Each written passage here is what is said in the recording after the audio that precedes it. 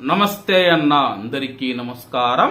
కువైట్లోని అబ్దలీ ప్రాంతంలో ఒక పొలంలో కుటుంబంతో కలిసి ఉన్న 6 ఏళ్ల బాలుడి చేతులకి తీవ్ర గాయాలయ్యాయి.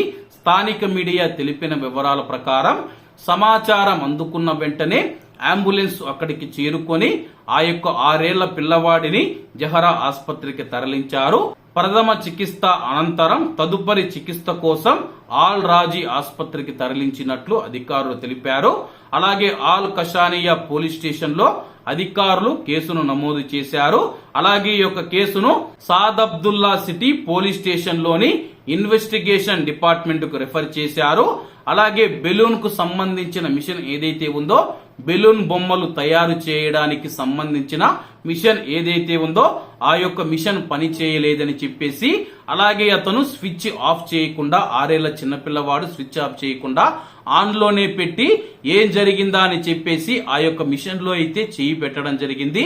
చేయి పెట్టిన తర్వాత మిషన్ ఒక్కసారిగా ఆన్ కావడంతో అతని యొక్క చిటికెన వేలు, మధ్య వేలు, ఉంగరం వేలు ఏదైతే ఉందో అన్ని తీవ్ర గాయాలయ్యాయని చెప్పి, అలాగే చిటికెన వేలు ఏదైతే ఉందో అది ఎక్కువగా అయితే తీవ్ర గాయాలు కావడంతో రక్తస్రావం కూడా జరిగిందని చెప్పేసి సమాచారం అందుకున్న వెంటనే సంఘటనా స్థలానికి చేరుకుని ఆ యొక్క పిల్లవాడిని హాస్పిటల్ కి అయితే తరలించడం జరిగింది.